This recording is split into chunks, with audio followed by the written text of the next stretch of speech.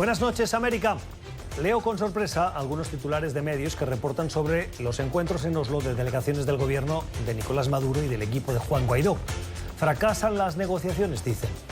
¿Negociaciones? Lo ocurrido en Noruega no ha sido una negociación, ha sido una reunión para volver a pedirle a Maduro que el futuro de Venezuela pasa por unas elecciones libres sin Maduro, no fraudulentas como las que les sirvieron de excusa para mantenerse en el poder. Cuentan las fuentes que dan detalle a los medios que esas conversaciones parecen haber llegado a un punto muerto ante las grandes diferencias entre las partes. La verdad, no doy crédito.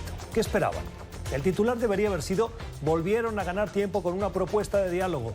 O aún mejor, los volvieron a engañar. Los partidos de oposición al chavismo no aprenden. La única salida a la crisis de Venezuela es más presión y unas elecciones libres con un consejo electoral verdaderamente independiente y con veeduría internacional. En eso debería estar enfocada la Asamblea Nacional, invitando a los chavistas a formar parte de ella para devolverle la voz al pueblo en unas elecciones. Maduro y su entorno no se van a ir porque no tienen a dónde. Allí donde caigan, serán perseguidos por corrupción, abuso de poder, crímenes de lesa humanidad y un largo etcétera. ¿Por qué se vuelve a tropezar con la misma piedra? Son las 8 en Bogotá, Lima, Quito, las 9 en la costa este de Estados Unidos y Santiago de Chile, y las 10 en Buenos Aires. Y esto es Cuestión de Poder. Bienvenidos. Hoy en el programa. Nosotros, sin embargo, no hemos determinado si el presidente cometió o no un crimen. Hay insuficiente información para hacer imputación por conspiración. Robert Mueller renuncia al cargo de fiscal especial. Analizamos su declaración. Banco Central de Venezuela entrega cifras oficiales de inflación por primera vez en 3 años. ¿Por qué ahora? ¿Qué está en juego en las elecciones locales en México y cómo podrían influir en la gobernabilidad de Andrés Manuel López Obrador? Victory is winning for our country. Hoy comienza un cambio de régimen político. Desde nuestros estudios en Washington, la opinión, el análisis y las voces que nos ayudan a comprender nuestro mundo. Es cuestión de querer, es cuestión de poder. Comenzamos y lo hacemos con un par de noticias de la actualidad que nos han llamado la atención y de la que queremos un poco más de detalles. Ha roto el silencio el Banco Central de Venezuela dando datos. Tenía silencio informativo. Y es que los datos, sí es cierto, de la economía venezolana no le favorecen. Miren qué nos dicen ahora esos datos de los expertos del Banco Central de Venezuela. Que en 2018 hubo una inflación en el país de 130.000%. Y que la economía se contrajo casi un 50%, un 47%. Datos que nos dan y que parece son oficiales, no de organismos internacionales. Gustavo Rojas es economista. Gracias por estar con nosotros, Gustavo, bienvenido. ¿Por qué dan a conocer ahora estos datos el Banco Central? Hola, buenas noches, muchas gracias por la invitación. Pues la verdad es que es una incógnita. Después de tanto tiempo, desde 2015 no se publicaba la mayoría de las estadísticas relevantes o las que han sido actualizadas: inflación, Producto Interno Bruto, balanza de pagos. Es decir, han pasado ya 4 años y pues obviamente es una interrogante porque no hay ningún tipo de anuncio oficial, pues, ¿no? Entonces, sin embargo, pues uno podría presumir que al publicar las cifras, pues está buscando quizás ha tenido algún tipo de contacto con el Fondo Monetario Internacional o con algún organismo de crédito internacional que, a pesar de toda la situación política, pues es posible que estén buscando algún acercamiento o algo así. De otra forma, pues hay una gran incógnita respecto a por qué se publica justo en este momento. No hay una certeza, ¿no? Nos llamó la atención el tema de la inflación, que si bien el Fondo Monetario o la misma Asamblea Nacional han dado sus propios datos, más de 1.000.000%, según el organismo internacional, pero el Banco Central de Venezuela dice que en 3 años ha pasado del 180% la inflación al 130.000%. En cualquier caso, ¿es una demostración del fracaso de las políticas económicas del gobierno de Nicolás Maduro? Bueno, la verdad es que está como en un punto intermedio porque, por un lado, efectivamente reconocen que la caída del Producto Interno Bruto ha sido descomunal, alrededor de casi 40% en el periodo que ha gobernado Nicolás Maduro. digamos a partir del 2014. También reconoce que tenemos la tasa de inflación más alta de toda América Latina y del mundo, 130% de inflación en el año 2018. Sin embargo, estas cifras están bastante por debajo de las estimaciones que ha hecho tanto la Asamblea Nacional como que además la Asamblea Nacional viene recolectando los precios simulando la metodología del Banco Central de Venezuela y que ha dicho que la inflación del año 2018 estuvo alrededor del 1.700.000%, y también es una cifra que coincide con lo que dice el Fondo Monetario Internacional y con lo que dice otras firmas consultoras, incluyendo la consultora Ecoanalítica, de tal manera que si bien reconocen que la tasa de inflación es alta y que Venezuela está en hiperinflación, aún así no se atreven a reconocer que la cifra de inflación es tan alta como dicen otros terceros, ¿no? Otros actores, terceros actores. Es la opinión y el análisis de Gustavo Rojas, que es economista. Gustavo, gracias por habernos acompañado. Feliz noche. Muchas gracias por la invitación. Otras cuestiones de la actualidad en materia económica. El Departamento del Tesoro de Estados Unidos cada año, 2 veces, informa al Congreso de la situación económica del país y elabora un informe. En ese informe normalmente se incluyen los países que están manipulando sus monedas y que afectan a la economía internacional. Desde el año 94, todo hay que decirlo, no incluyen a ningún socio comercial de Estados Unidos, pero sí existe una lista de países vigilados, una watch list, que dice el informe. En esa lista se esperaba que estuviese China, como prometió el presidente Trump en el año 2016 durante la campaña. El primer día de mi administración incluiré a China en la lista de países que manipulan la moneda. No lo hizo. No lo hizo, pero sí lo incluyó en la lista de países vigilados. Esa lista ha pasado de 12 a 21 y se incluyen, entre otros, países como Irlanda, Italia, Vietnam, Singapur o Malasia, además de Japón, Corea del Sur, Alemania, países que son socios comerciales de la Unión Americana. Nos llama mucho la atención por qué no está China. Se lo preguntamos a Catherine Ronnie Vera de Baltic Capital Market, es economista. Señora Ronnie Vera, gracias por estar con nosotros. ¿Por qué se mantiene a China en la lista de países vigilados, pero no entra a formar parte, como ha dicho el presidente Trump en reiteradas ocasiones, de la lista de los países que sí manipulan su moneda? Mira, China está peleando en la guerra comercial con los Estados Unidos de manera muy agresiva. Es una negociación al final de cuentas.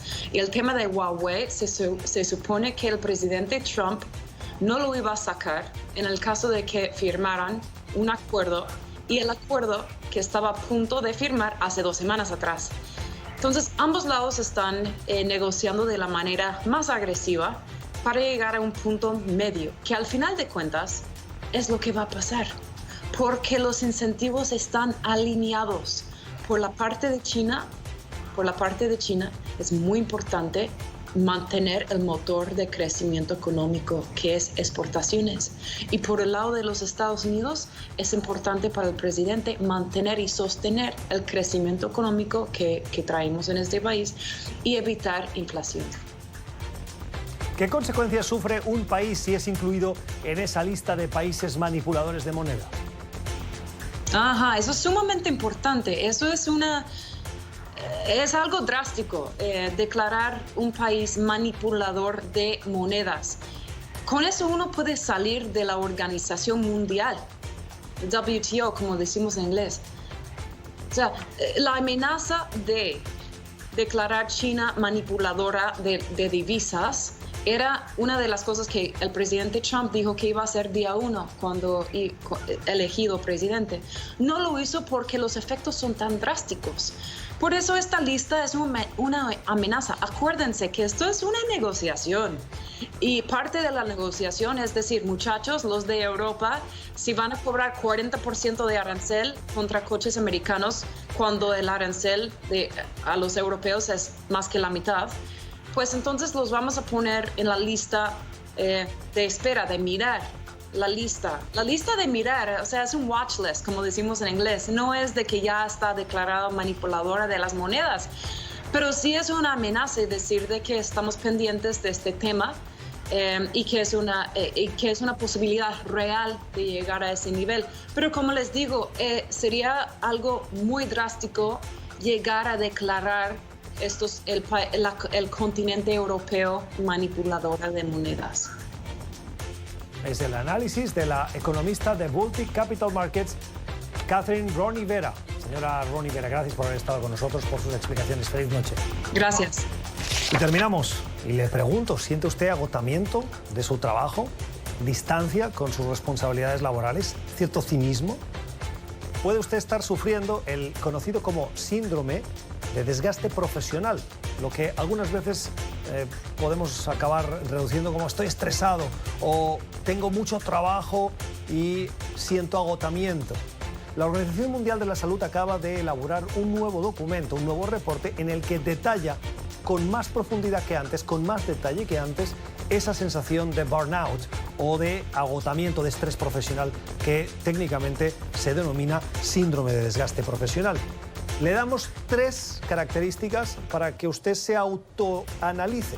La primera, sentir un profundo agotamiento, tener distancia mental con sus temas relacionados con el trabajo o sentimientos negativos o incluso ser un cínico con ese trabajo, con un cierto desprecio.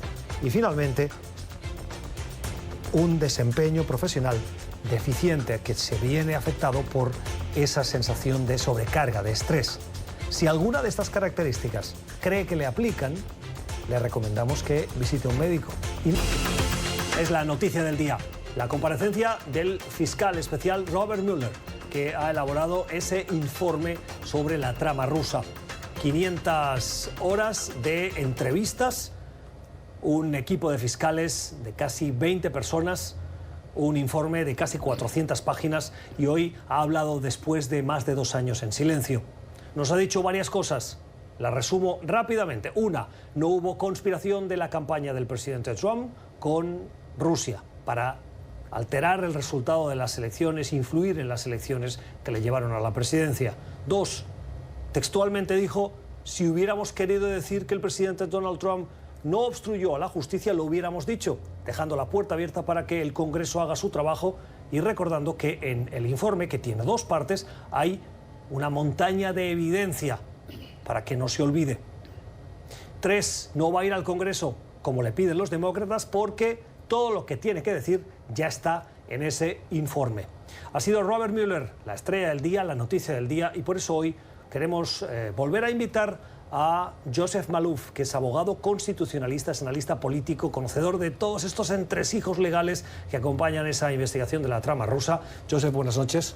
Buenas noches, gracias por tenerme. Gracias por acompañarnos. La frase que nos ha llamado la atención de esa intervención de casi 10 minutos, de quien casi no nos acordábamos de cómo era su tono de voz, porque su silencio ha sido sepulcral en estos 2 años, dice, si hubiéramos estado seguros de que Trump no cometió ningún crimen, lo hubiéramos dicho.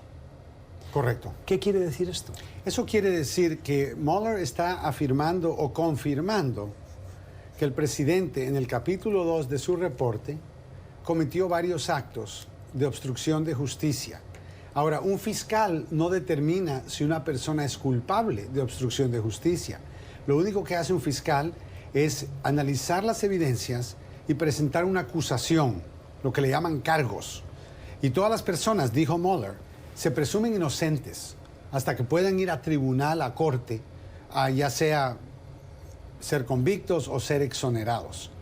Como Mueller no pudo exonerar al presidente, eso sugiere claramente que hay pruebas de que el presidente es culpable de obstrucción de justicia, pero para que lo encuentren culpable, no puede ir a corte siempre y cuando él sea el presidente de los Estados Unidos. ¿Por qué? Porque el Departamento de Justicia tiene una política que han creado, no es una decisión, no es precedente legal y no es una ley, pero es una política ya que ellos tienen discreción a quién acusan y a quién no acusan, y han determinado en esa discreción que un presidente está muy ocupado con funciones muy importantes para la seguridad nacional y consecuentemente ese presidente no debería de estar lidiando con problemas como cargos incluyendo criminales. Ahora no estamos hablando de asesinato en primer grado, estamos hablando de cargos que podrían exonerarlo, podría él ser culpable, pero no son tan serios y tan importantes que la seguridad del país debería de esperar. ¿Quién define esa interpretación? El Departamento de Justicia lo ha hecho por varios años. ¿Antes en administraciones anteriores o es esta...? En administraciones anteriores también, no es algo nuevo. Y es algo que, obviamente, como ellos tienen discreción a quien no acusar, es difícil, a menos que esencialmente esto pare en la Corte Suprema, pero ese tipo de cargo sería muy difícil. O sea que si alguien acusa al presidente Trump para que se abra un proceso, es el Departamento de Justicia quien tiene que decir sí, de lo contrario, esa acusación queda invalidada.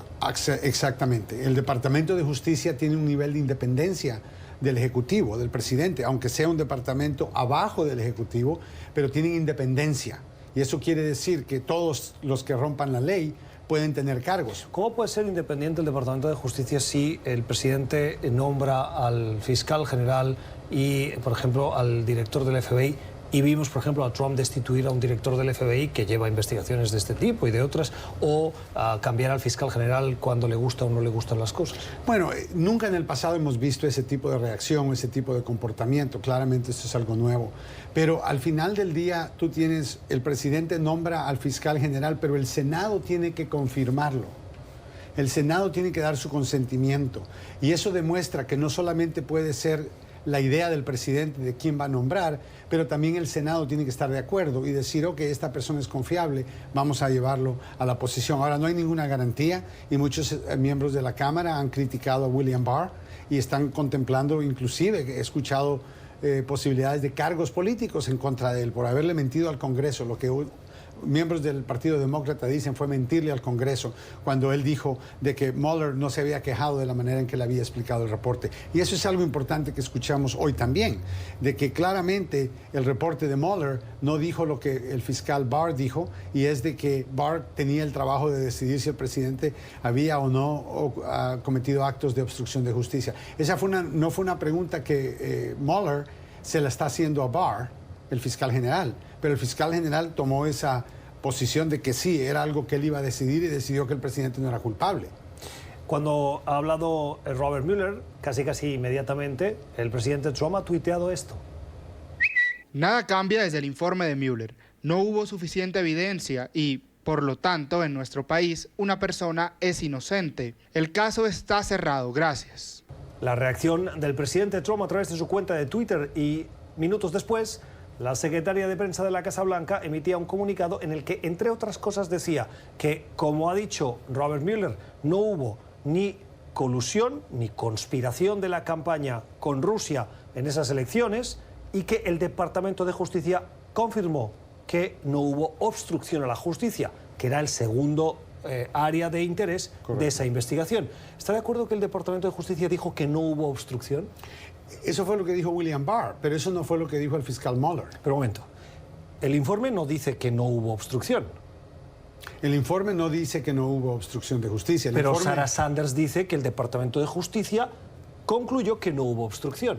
William Barr, el fiscal general, por parte, en mi opinión, por ayudarle al presidente de los Estados Unidos, respondió a una pregunta y llegó a una conclusión que nadie le había preguntado y era diferente de Mueller. Mueller nunca dijo que el presidente de los Estados Unidos estaba siendo exonerado de obstrucción de justicia, ni dijo que el presidente no era culpable de obstrucción de justicia. Él quería decir eso si eso hubiera sido la verdad, pero como no fue eso lo que su investigación reveló, él dijo, no puedo hacer nada porque él es presidente y un presidente no puede ser acusado de un crimen. Muy diferente de lo que William Barr hizo. William Barr dijo, miré las pruebas y no es suficiente y lo encuentro no culpable. Eso es algo que obviamente los demócratas están criticando, pero no es la función del fiscal general tomar esa decisión y fue lo que hizo. Hoy, en las palabras de Mueller, pudimos leer entre líneas que él contradecía en cierta manera ese aspecto de William Barr y que ha repetido hasta la saciedad el presidente Trump de que no hubo obstrucción. Dijo, si hubiéramos querido decir que no hubo obstrucción, lo hubiéramos dicho. Correcto. no como dice, esto no lo dice, pero lo podemos decir nosotros, no como dice William Barr. ¿Qué nos está diciendo Robert Mueller hoy con estas palabras? Está diciendo de que el presidente cometió actos de obstrucción de justicia y que el proceso legal para proceder es por medio de un juicio político. Y eso es lo que el Congreso tiene que decidir. Para mí fue un mensaje bien claro. Si yo pudiera escribir el titular de mañana por la mañana, sería: Mueller confirma que el presidente cometió obstrucción de justicia. Pero el procedimiento, leyendo la historia, no es en una corte criminal, es en una corte política, que es el Senado y el Congreso los que tienen que hacerlo. ¿Por qué entonces Robert Mueller se niega a ir al Congreso? Porque hoy lo ha dicho, entre otras cosas ha dicho: lo que tenía que decir ya lo dije. Él no quiere politizar esto más de lo que ya está. Claramente los demócratas mirarían eso como una ayuda para el Partido Demócrata, los republicanos mirarían esto como un ataque en contra del Partido Republicano, y eso es lo que él específicamente no quiere. Ya el proceso está politizado bastante, pero tener que elevarlo a un nivel más alto claramente no está en el bien para el país, no es bueno para el país. Pero tampoco es bueno para el país tener a alguien que ha cometido un crimen, que un fiscal que ha elaborado un informe en el que no le exonera, sino que nos está diciendo todo lo contrario, está no cumpliendo con su responsabilidad. Si es un fiscal, tiene la obligación de perseguir los crímenes, ¿no? Pero crímenes que él puede acusar a la persona de haber cometido, y como él no tiene esa herramienta, él cree que es injusto, dijo hoy, es injusto acusar a una persona que no puede ir a un tribunal a limpiar su nombre, aunque sea culpable. Y eso es algo que le causó a Mueller no presentar cargos. Ahora, el trabajo de él es hacer cargos criminales, no es determinar si hay cargos políticos, y aunque sean parecidos, no son exactamente lo mismo. Hoy Mueller también le ha dicho al fiscal William Barr que sea más generoso, más transparente. La palabra que ha utilizado ha sido transparency, transparente, en la comunicación del contenido del informe. Correcto. ¿Siente, en tu opinión, que la lectura que ha hecho William Barr, las tachaduras o las correcciones o las partes ocultas de ese informe, no están ayudando a la transparencia? No ayudan a la transparencia. Y yo creo que, aunque el fiscal especial dijo que él no criticaba lo que había hecho William Barr en redactar el reporte, claramente el país necesita tener confianza. Y para tener confianza quieren ver qué fue lo que Mueller hizo por 2 años. Y si está bloqueando el fiscal general esto para ayudarle al presidente, cambiar la interpretación del reporte, una vez más el sistema está fallando. El sistema no está diseñado para eso. Barr debería ser independiente y fuera de algo que es violación de la ley, debió de haber revelado todo el reporte. ¿Cree que los demócratas están llevando esta cuestión al terreno de del interés partidista y tampoco están ayudando mucho al esclarecimiento de lo que sucedió? Creo que tienen una labor difícil, porque tienen miembros de la Cámara, por ejemplo, que quieren un juicio político ya, y hay miembros de la Cámara que no quieren que el presidente gane las elecciones en el 2020 porque fue acusado políticamente. Entonces hay una división y eso les está causando dificultades en este momento. ¿Qué viene ahora? Yo creo que no hay muchas alternativas. O los miembros de la Cámara comienzan un juicio político relativamente pronto, o cambian el tema completamente, dejan esto en el pasado y siguen adelante con su agenda para el 2020. Hoy no se puede acusar al presidente de esos cargos porque es presidente. Si en las elecciones del año que viene pierde las elecciones, Donald Trump pierde esa prerrogativa de ser presidente y pasa a ser un ciudadano normal. Correcto. Estos cargos que están contenidos en este informe pueden ser aplicados o imputados al entonces ya ciudadano Donald Trump de haberlos cometido aún siendo durante su presidencia o incluso antes. Puede ser, pero si él es reelegido un segundo término y sale después de 8 años, ya van a prescribir. Solo son 5 años que tiene el cargo. ¿Qué prescribe a los 5 años? Los cargos de obstrucción de justicia. La acusación de obstrucción a justicia tiene una vigencia de 5 años. 5 años máximos. Es decir, que el presidente continúa en el poder por 5 años o más, nunca va a confrontar esos cargos. ¿Y cuándo empiezan a contar esos años? ¿Cuando se presenta Cuando el se informe? comete el crimen. O sea, cuando se cometieron esos intentos de obstrucción a la justicia es cuando empiezan a aplicar. Correcto. Ahora, puede hacerse una acusación bajo sello, donde se hace la acusación con el gran jurado, pero nadie sabe de la acusación. Es posible que Mueller lo haya hecho, Es posible que no lo haya hecho, nunca lo vamos a saber porque sería bajo sello. Así que esa sería la manera de evitar que el crimen prescriba antes de que el presidente salga de oficina. Si ha hecho eso, ¿Trump o sus abogados pueden saber que eso se ha producido? No. Bajo sello significa que el acusado no va a saber. ¿Y el fiscal general lo puede saber? Sí. Por eso es que no creo que lo han hecho. Y si el fiscal lo sabe, puede o está obligado a guardar silencio, puede comunicárselo al presidente. Puede comunicárselo al presidente, pero obviamente no, una vez más, no es su trabajo hacer eso. No es correcto.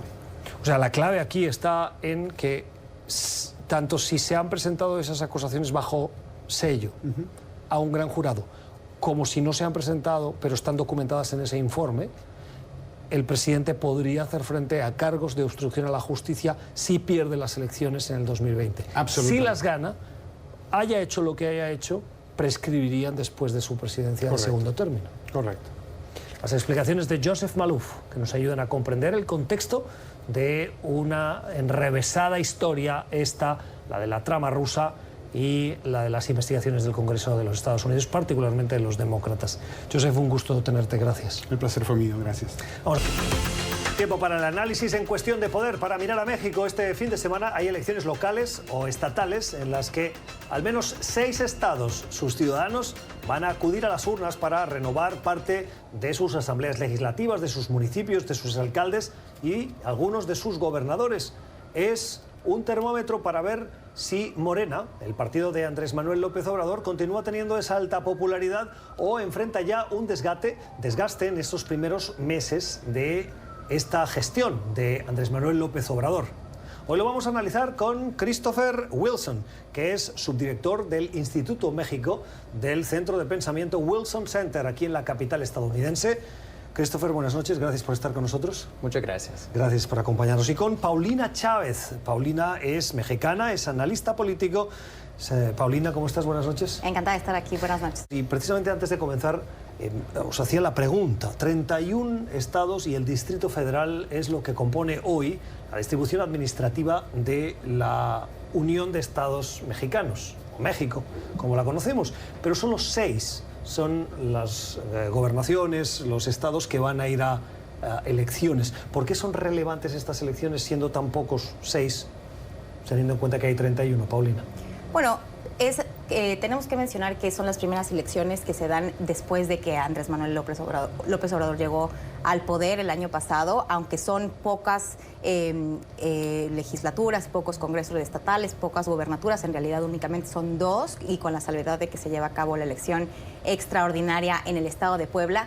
Son importantes porque marcarían, de concretarse lo que están señalando las encuestas, 2 nuevas victorias para el partido del presidente, un partido joven que apenas en 2014 saltó a la escena política, al escenario público en México, y que ya empieza a seguir recolectando un poco, digamos, recogiendo todos estos bonos a partir de la gestión de Andrés Manuel López Obrador y de esa gran popularidad que tiene en México. No estoy tan segura de que se le pueda considerar como un termómetro, porque evidentemente López Obrador es muy popular, sin lugar a duda, en buena parte del territorio mexicano, pero creo que también aquí estamos hablando de 2 liderazgos que responden a circunstancias muy particulares, una campaña en la que se intervienen, por supuesto, muchos asuntos locales, pero claro que sí, yo creo que será un espaldarazo sin duda a la gestión del presidente y un reflejo de que no ha, digamos, pasado factura todos estos recientes escándalos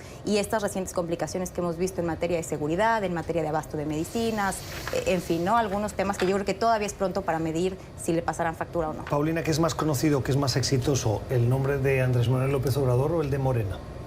El de Andrés Manuel López Obrador, sin lugar a dudas, sin lugar a dudas. ¿Estas elecciones son cruciales para el partido del presidente López Obrador? Sí, definitivamente son muy importantes porque es precisamente como menciona Paulina, son las primeras elecciones después de empieza su presidencia. Para mí yo creo que sí es un termómetro, aunque puede ser muy temprano para tener una, pues realmente sigue en su luna de miel. Yo creo que su popularidad sigue siendo muy alto, pero también son muy importantes estas elecciones para los otros partidos, para el PAN y para el PRI. Estos partidos están en una situación muy grave, los dos, sobre todo el PRI, que gobernó México por 70 años, hoy en día está en la posibilidad de que puede perder su registro como partido oficial. Tiene que ganar cierto porcentaje en los diferentes estados para mantener su registración como partido.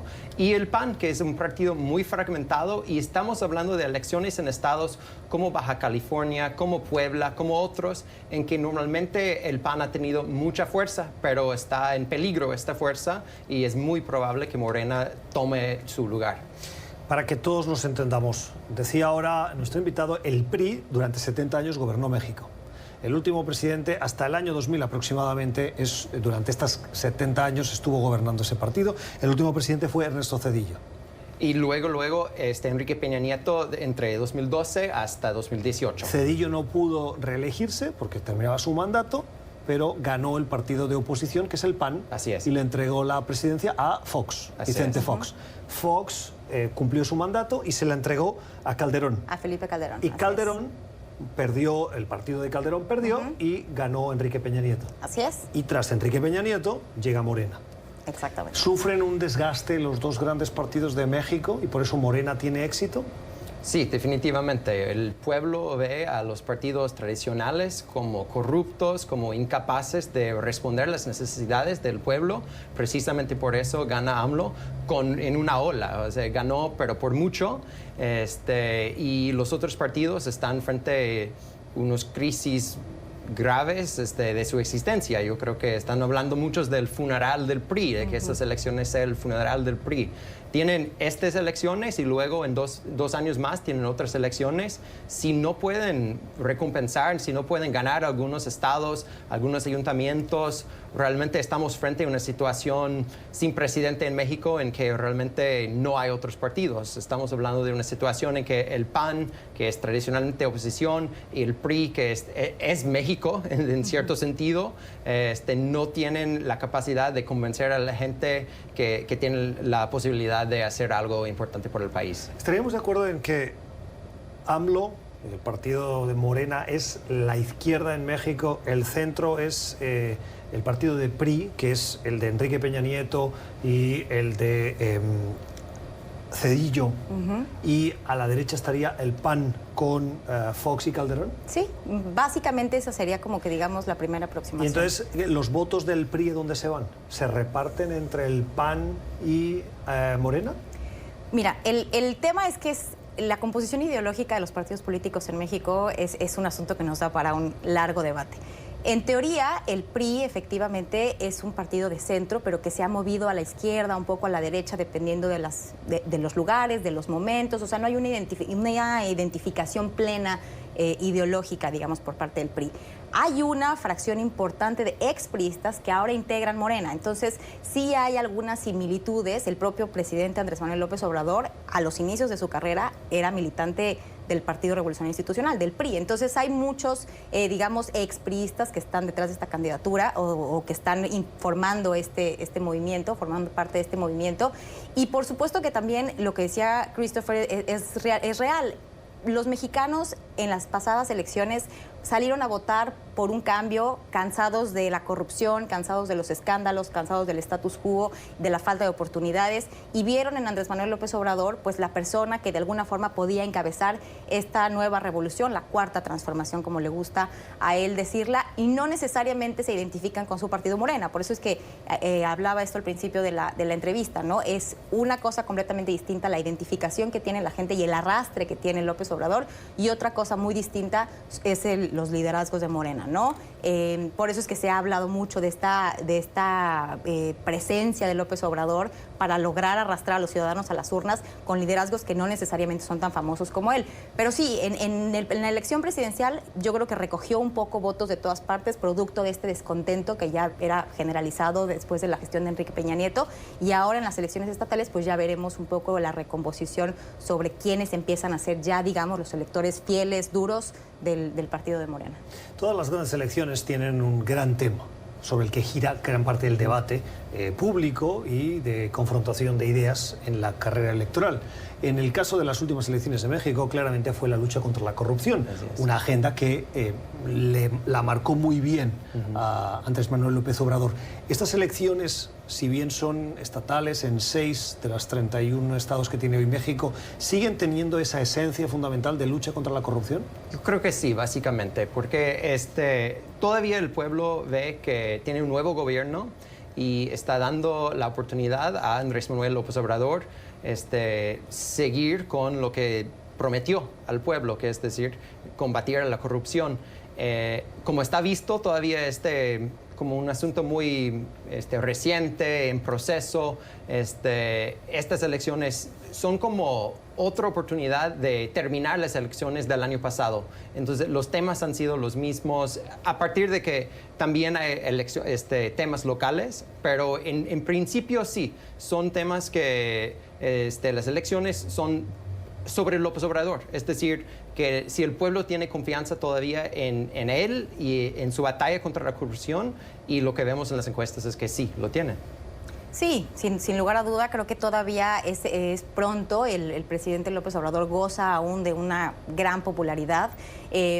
Mencionaba brevemente hace unos minutos que todavía no le pasan factura estos escándalos y estas situaciones que se empiezan a ver en México, como el tema de la inseguridad, como el tema de la escasez de medicamentos en el sector salud, etcétera. Entonces todavía es pronto y la gente sigue todavía muy involucrada en darle tiempo, en darle, digamos, un poco un cheque en blanco para que pueda llevar a cabo todos los cambios que él prometió. Él todos los días, durante sus conferencias de prensa en las mañanas que tiene diariamente, él pues se encarga de decir eso, ¿no? Recibimos un país en un estado prácticamente de destrucción, necesitamos tiempo, necesitamos el apoyo de la gente, esto nos va a tomar todavía un buen rato y la gente está comprometida con ello. Paulina, ¿esto explica la caída de hasta 6 puntos en su popularidad? Según las encuestas de Mitofsky, en abril Andrés Manuel López Obrador tenía una popularidad del 68%, casi 7 de cada 10 mexicanos lo veían con buenos ojos, y hoy esa popularidad ha caído al 62%. Ha perdido 6 puntos en lo que lleva de mandato, que no es mucho, porque comenzó, si no estoy mal, el 1 de diciembre. ¿Está siendo exitosa su gestión o esta erosión entra dentro de lo que es la gestión de su gobierno?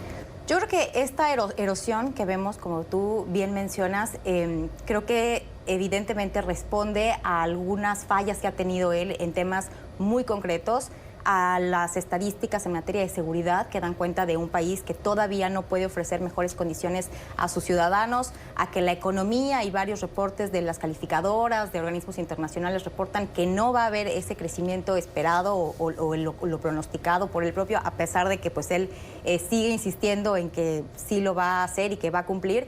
Yo creo que es natural este desgaste, sobre todo porque él es una persona muy mediática, que se encarga de ocupar todos los espacios mediáticos todos los días con un sinnúmero de temas, pero creo que tampoco se puede tapar el sol con un dedo, ¿no? La realidad está ahí y hay demandas muy precisas que empiezan ya a exigirle más respuestas. Ya es más común ver cómo en sus exposiciones con el público, hay que recordar que él viaja en avión comercial, cada vez empiezan a surgir más enfrentamientos de gente que le preguntan por los cierres de algunos programas de gobierno, que le exigen un poco de cuentas de cosas que no necesariamente han salido bien. Aún así, hablar de un 60 y tantos % de popularidad, hay que decirlo, es muy alto.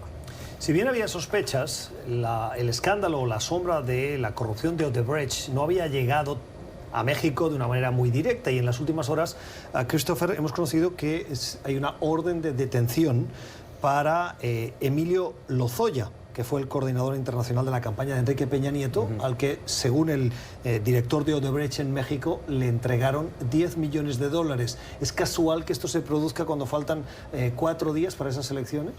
Pues no sé si es exactamente casual o no, pero sí es un señal muy importante para el presidente de que sí está comprometido con este combate a la corrupción. Emilio Lozoya también fue director de Pemex, el paraestatal de petróleo de México. Y fue en esta capacidad de que recibió, según las historias que escuchamos, mucho dinero del sector privado. Está visto como alguien muy corrupto, como un símbolo de la corrupción del pasado administración. Entonces yo creo que es un momento políticamente hablando muy bueno para que haya noticias en este sentido, aunque hemos escuchado también en las noticias de hoy de que recibió un amparo, es decir, que ahora sí había orden de aprehensión, pero ahora después de este amparo no lo pueden aprender. Y es una pregunta muy importante para el futuro, si este caso en particular es resuelto y hay justicia, o si, como muchos otros casos en la historia de México, simplemente es un inicio, algo mediático y luego no hay consecuencias. Claramente el titular está lanzado. Otro de los puntos antes de terminar es la lucha contra la violencia y particularmente contra los asesinatos. Ese fue una de las batallas fundamentales del anterior presidente, Enrique Peña Nieto, y por lo que recibió muchas críticas, y Andrés Manuel López Obrador parece que está a punto de superar las cifras precisamente del 2018, que fue el último año de Enrique Peña Nieto y del cual fue ampliamente criticado. Casi 29.000 víctimas mortales. En la cuestión de la lucha contra la violencia, Paulina, como mínimo éxitos en resultados, en números, no lo estamos viendo. Sí, hay un deterioro, yo creo, todavía en las condiciones de seguridad que se viven en México, desafortunadamente. El presidente López Obrador, yo creo que no ha enfocado sus esfuerzos y los de su equipo en materia de seguridad en verdaderamente tener una estrategia que parta de un diagnóstico claro y de una ruta clara que seguir. Ha hablado mucho de la Guardia Nacional, ha hablado mucho de la restitución de una secretaría encargada de la seguridad pública que había desaparecido en el gobierno de Enrique Peña Nieto, pero en realidad no ha habido más elementos que permitan indicar que ya se tiene una ruta clara y que se va a actuar para tratar de mejorar las condiciones de seguridad. Ha sido, yo creo que uno de los temas más graves en estos primeros meses de su gestión. Sin duda es por el que más se le está presionando y es el que más impacta a la gente. Sí, estamos en un momento muy interesante porque en el campo tenemos mucha violencia, tenemos un país que no está creciendo en términos económicos, tenemos un país que enfrenta muchos problemas muy graves, pero tenemos del otro lado un presidente que sigue en su luna de miel. Entonces necesitamos más tiempo aún para ver cómo afectan lo que está pasando en el campo a la situación política en México. Tengo que terminar, les quiero preguntar por el futuro de los partidos, de los grandes partidos en México. El funcionamiento de cualquier sistema democrático requiere de estructuras de partidos fuertes. El PAN y el PRI, ¿creen ustedes que tienen capacidad de regenerarse frente a unas futuras elecciones presidenciales? Yo creo que el PAN tiene capacidad porque es un partido de oposición de décadas y aunque está enfrentando una situación de fragmentación hoy en día, yo creo que al final de cuentas sí tiene la capacidad. Donde tengo más dudas es el PRI, que fue una parte crítico del régimen pasado y no sé si tiene futuro, la verdad. Sí, yo creo que hay una ausencia de liderazgos, eso es indiscutible. Desde la pasada elección no fueron capaces ninguno de los dos partidos grandes de oposición, digamos, de presentar un candidato que fuera competitivo, que pudiera enfrentarse a este gran candidato que fue Andrés Manuel López Obrador y que, pues bueno, arrasó con los votantes. Creo que hay tiempo todavía, las próximas, en México el periodo, hay que recordar, son de 6 años, entonces hay tiempo para que se recompongan, para que intenten enfocar y determinar cuál puede ser la agenda y los temas que van a impulsar. Ahorita, por lo pronto, sí creo que no hay una ruta clara. El PAN, como bien menciona Christopher Wilson, es la oposición por excelencia en México, está acostumbrado a trabajar desde esa trinchera y creo que es fácil que pueda recomponerse y pueda identificar cuál es la batalla que va a dar y cuál es su lugar como frente opositor ante el gobierno de López Obrador. El PRI, efectivamente, todo pareciera indicar que no tiene claro qué es lo que va a hacer y qué papel quiere jugar en los próximos años. Las opiniones hoy en Cuestión de Poder de Christopher Wilson y de Paulina Chávez. Gracias por habernos acompañado. Gracias. Estaremos atentos a esas reacciones en México, a esas votaciones este próximo domingo. Elecciones estatales de 6 de los 31 estados, los mexicanos llamados a las urnas. Redes sociales. El trabajo de Mueller era buscar delitos imputables, no exonerar a una persona de culpa. No se puede probar un negativo, inocente hasta culpable. No se estableció culpabilidad, por lo tanto, Trump es inocente. Gracias, Esteban, por su mensaje. Un matiz. Puede haber culpa por comportamiento inadecuado, pero por el hecho de ser presidente no se le puede imputar. Esos delitos tienen, como decía el analista, una vigencia de 5 años. Tras esos 5 años, ya entonces sí no se puede acusar a Donald Trump como ciudadano de esos delitos porque hubieran prescrito, prescribirán. Pero mientras tanto, si deja de ser presidente y no gana esas elecciones, sí se le puede acusar a Donald Trump como ciudadano de obstrucción a la justicia. Eso lo sabremos después del 2020, si es o no reelegido, y a partir de ahí veríamos qué pasa. Gracias por sus mensajes, nos ayudan a explicar la actualidad y sobre todo escuchar a nuestros invitados para seguir aprendiendo. Esperamos que ustedes también lo hayan hecho. Volvemos mañana. Gracias por la generosidad de su tiempo. Feliz noche.